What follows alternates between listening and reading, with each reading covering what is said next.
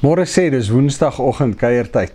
Ek sit hier in ons lapa en dis letterlik kaal gestroop rondom my.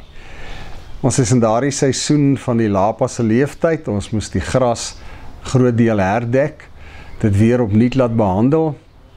Die seile was na 20 jaar deur die son verniel.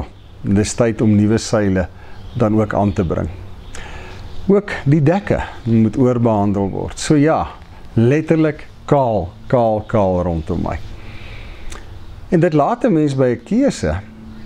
Gaan ek die kaalheid raak sien? Gaan ek dat dit my vanoggend oorweldig? Of gaan ek my gedagtes laat toegaan om terug te gaan? Herinneringe in my geesteswêreld weer op te roep. En dan besef ek, vanoggend is ek hier te midde van kaal gestroopdheid, maar ek is hier met 'n groot oorweldigende dankbaarheid.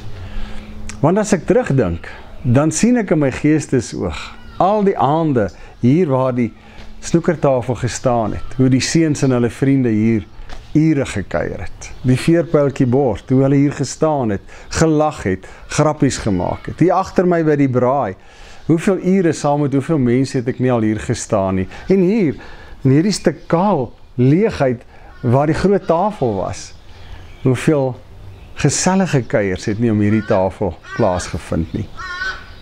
Dit lyk vir my, dit gaan oor 'n doelbewuste keuse wat 'n mens moet maak. Want ons weet almal, hierdie kaal gestroopdheid is deel van die lewe. Ek dink dis baie simbolies, ons kom kaal gestroop die wêreld in en eendag as ons laaste asem uitblaas, verlaat ons hierdie wêreld kaal gestroop. En deur ons lewensreis is daar letterlik hierdie seisoene van kaal gestroopdheid. En dit kan baie verskillende forme aanneem. Dit kan wees rondom miskien finansiële situasies. Dit kan wees rondom gesondheid. Dit kan wees rondom verlies van mense, van geliefdes. So kan ons aanhou. Maar ja, daardie kaalheid, daardie gestroopdheid het definitief die vermoë om vir my en jou te laat opstaan met daardie gevoel. Top daaroor die hele dag, gaan slaap daarmee. En dit word 'n spiraal wat my net verder en dieper intrek. Dis wanneer Spreuke 4 vers 23 baie sin maak. Wees versigtig wat jy dink. Jou denke kan jou lewe ingrypend beïnvloed. En ek dink dis die keuse wat ek en jy moet maak. Veral wanneer ons onsself bevind midde gestroopdheid. Hierdie kaal leegheid om my, weens watter omstandighede ook al. Dit was vir my aangrypend, die gedenkprogram oor Jacques du Plessis. En Willie Esterhuizen het op 'n stadium gesê, as ek nou aan Jacques dink, is ek nie meer hartseer nie. En dan sê hy aan al die fasette waar hy in Jacques betrokke was en hoe hy in sy lewe ingespreek het. En dan sê hy, dan vul 'n gevoel van dankbaarheid vir my. En dan sê ek vir myself, al wat ek nou kan sê, is dankie. So ja, as ek hier sit en ek dink terug aan alles wat hier alreeds gebeur het, wil ek maar net sê dankie. Maar die oomblik as my gedagtes daar gaan, dan wil my gedagtes vorentoe beer. Want hier kom nou weer 'n kuierarea. Hier kom weer die tafel. En onmiddellik kan ek sien en ervaar, hier gaan weer baie keer mense wees, saam met wie ons ure gaan deurbring, en sommer net lekker kuier. Maar dit moet ek ter harte neem, dit wat staan hier in Spreuke 4. Ek moet waak oor my denke, want dit kan ingrypend op my lewe invloed hê.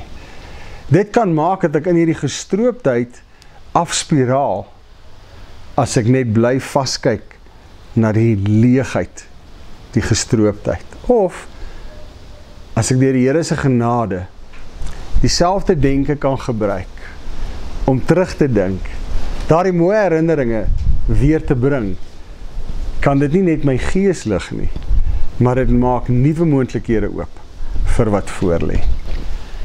Here, ja, die lewe is 'n reis met seisoene van gestroopdheid. Maar dankie Here dat U ook in daardie seisoene nie net met ons is nie, maar dat U gees, my denke kan aanraak, Here.